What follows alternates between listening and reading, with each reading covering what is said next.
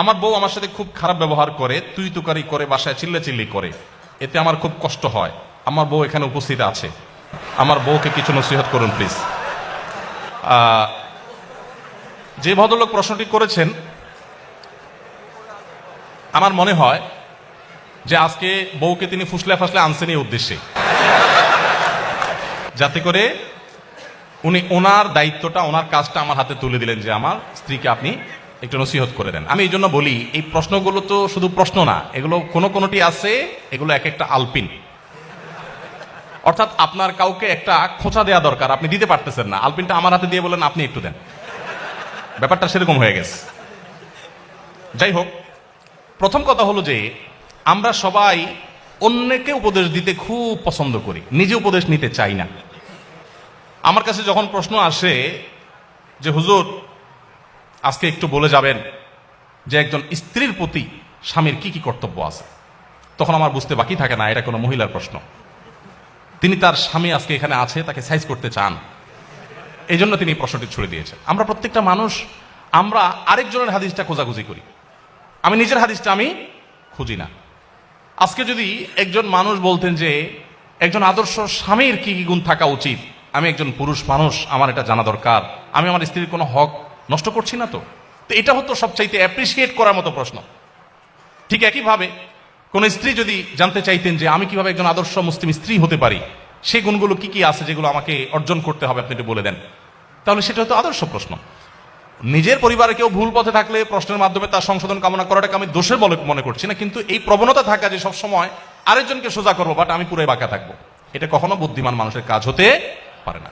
তো যাই হোক, কোন নারী, কোন স্ত্রী তার স্বামীকে যদি তুই তোকারি সত্যিই করেন, এটা খুবই জঘন্য এবং অত্যন্ত ভয়াবহ একটা ব্যাপার, অত্যন্ত ভয়াবহ একটা ব্যাপার। এবং একসাথে থাকতে গেলে কিছুটা বাদানুবাদ, কিছুটা উচ্চবাচ্য হবেই, কিন্তু তাই বলে তুই তোকারি পর্যায়ে চলে যাওয়া, চিল্লাচিল্লি পর্যায়ে চলে যাওয়া, হাতাহাতির পর্যায়ে চলে যাওয়া, এটা খুবই ডেঞ্জারাস, খুবই ভয়াবহ।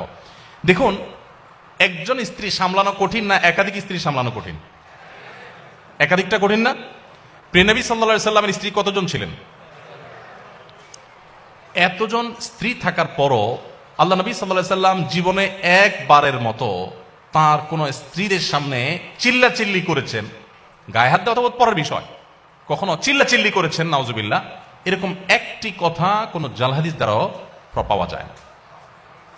তার মানে কি তাদের মধ্যে কিছু হয় নাই? বহু কিছু হয়েছে, এমন এমন জিনিস হয়েছে আমরা মনে করি যে কিছুই হয় নাই, বহু কিছু হয়েছে। হ্যাঁ, বহু কিছু বলতে আমরা যেগুলো মনে করি এরকম না, মানুষ হিসাবে তাদের মধ্যে অনেক কিছু হয়েছে। এক স্ত্রীর ঘর থেকে মধু খেয়ে এসছেন, হাফসা রাদিয়াল্লাহু তাআলা আনহা, আয়েশা রাদিয়াল্লাহু আনহা দুজন সল পরামর্শ করলেন যে ওনার বাসায় যায় মধু খাইলো, সতীন হিসাবে একটা ঈর্ষা থাকে, তো আমরা ওনাকে আসলেই বলবো যে আপনার মুখ থেকে মাগাফিরের ফলের গন্ধ আসতেছে। ঠিক ওই প্ল্যান অনুযায়ী রাসূল আকরাম সাল্লাল্লাহু আলাইহি ওয়াসাল্লাম আসার পর বলতেছে, আপনি কি মাগাফির খাইছেন? মাগাফির গন্ধ আসতেছে কেন মুখ থেকে? রাসূল সাল্লাল্লাহু আলাইহি ওয়াসাল্লাম বলেন, না তো, মাগাফির তো খাই নাই, এটা খুব দুর্গন্ধ জাতীয় ফল, এটা তো খাই নাই। উনি আবার মুখে দুর্গন্ধটাকে খুব অপছন্দ করতেন, জিবরিল আসতো তার কাছে সবসময়। তো এবার ওনারা আবার আইডিয়া দিচ্ছেন যে আপনি মধু খাইছেন, মাগাফির খান নাই, হতে পারে পাখিয়ে ওই মাগাফির খেয়ে এসে মধুতে মুখ দিছে। দেখেন কত সুন্দর পরিকল্পনা। তো নবী সাল্লাল্লাহু আলাইহি সাল্লাম দেখলেন যে স্ত্রীরা নাখোশ হয়ে গেছে, বললেন যে ঠিক আছে, তাহলে আজ থেকে আমি আর মধু কোনোদিনই খাবো না। আল্লাহ তাআলা অবশ্য পরে আয়াত নাজিল করে সব ফাঁস করে দিয়েছেন, এগুলো আমরা জানলাম কিভাবে, আল্লাহ তাআলা আয়াত নাজিল করে দিয়েছেন। বলে না, স্ত্রীকে খুশি করার জন্য আপনি একটা হালাল জিনিস জীবনেও খাবেন না, এই শপথ কেন করতে যাবেন? আল্লাহ তাআলা নবী সাল্লাল্লাহু আলাইহি সাল্লামকে নসিহা করেছেন। তাহলে দাম্পত্য জীবনে নবী সাল্লাল্লাহু আলাইহি সাল্লামের স্ত্রীদের এরকম বিষয় আসলে ছিল, কিন্তু নবী সাল্লাল্লাহু আলাইহি সাল্লাম কখনো রাগ করেন নাই। তো একইভাবে আমাদের স্বামীদেরও উচিত স্ত্রীদের সাথে সুন্দর আচরণ করা, স্ত্রীদের উচিত স্বামীদের সাথে সুন্দর আচরণ করা। ভালো করে শুনে রাখেন, অনেক মহিলা আছে লম্বা লম্বা তসবিহ পড়েন, ঘন্টায় ঘন্টা কোরআন তেলাওয়াত করেন, ওয়াজ একটার পর একটা ভিডিও শুনতে থাকেন, এমনকি রান্না করেন তখনও ভিডিও চালাই দিয়ে তারপরে শুনেন, মাগার স্বামীর সাথে দুর্ব্যবহার করেন, স্বামীর কথা শুনেন না। আছে না নাই? এখানে যেহেতু পুরুষ বেশি, অতএব পুরুষের ঠিকের পরিমাণ বেশি হবে, এটাই স্বাভাবিক। কিন্তু শুনেন, আমি একটা কথা প্রায় বলি, আমাদের বোনদের জন্য তিতা করলার মতো আমল হলো স্বামীর আনুগত্য করা, স্বামীকে শ্রদ্ধা করা। তিতা করলা খেতে কষ্ট হলেও, করলার রস চিবায় খেতে কষ্ট হলেও অনেক দুরারোগ্য ব্যাধির উপশম হয়। ঠিক একইভাবে আপনি যদি জান্নাত পেতে চান, আপনার স্বামীর অনেক কিছু অপছন্দনীয় হলেও যতক্ষণ পর্যন্ত সে আপনাকে কোরআন হাদিস বিরোধী কিছু করতে না বলবে, ততক্ষণ পর্যন্ত তাকে মেনে চলা, শ্রদ্ধা করা, এটা আপনার কর্তব্যের অংশ।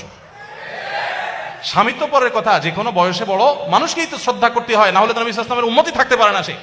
আমি এরকম বহু মহিলার কথা জানি যে শুধু বোরকা পরেন না, হাত